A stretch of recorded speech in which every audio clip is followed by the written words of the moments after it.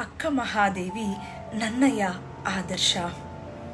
ನಮಗೆ ಬದುಕಲ್ಲಿ ಯಾವಾಗಲೂ ಸಂಕಷ್ಟಗಳು ಬಂದಾಗ ಅದನ್ನು ಎದುರಿಸೋಕ್ಕೆ ಆಗದೇ ಸಾಕಪ್ಪ ಈ ಬದುಕು ಅಂತ ವೈರಾಗ್ಯದ ಭಾವ ಮೂಡುತ್ತೆ.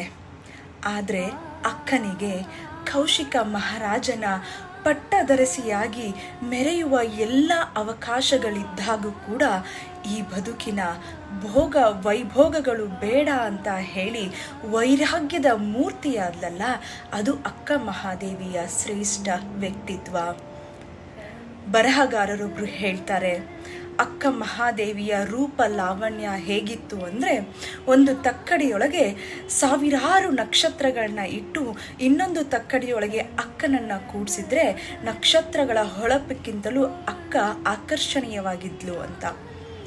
ನಿಜನೇ ಇರಬಹುದು, ಯಾಕಂದರೆ ಎಲ್ಲೋ ಮಾಳಿಗೆಯಲ್ಲಿ ನಿಂತಿದ್ದ ಅಕ್ಕನ ಆಕರ್ಷಕ ವ್ಯಕ್ತಿತ್ವ ಕೌಶಿಕ ಮಹಾರಾಜನಂತಹ ಒಬ್ಬ ವ್ಯಕ್ತಿಯನ್ನು ಸೆಳೆಯುತ್ತೆ ಅಂದರೆ ಅವಳು ಅಂಥ ಅಂದಗಾರ್ತಿಯೇ ಆಗಿರಬಹುದು.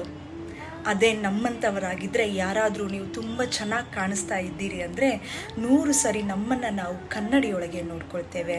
ಯಾವುದಾದ್ರೂ ಫೋಟೋದೊಳಗೆ ನಾವು ಚೆನ್ನಾಗಿ ಬಂದಿದ್ದರೆ ಆ ಫೋಟೋವನ್ನು ಪದೇ ಪದೇ ತೆಗೆದು ನೋಡ್ತೇವೆ. ಆದರೆ ಅಕ್ಕ ಈ ದೇಹ ಅವಳಿಗೆ ನಶ್ವರ ಅನ್ನಿಸ್ತು.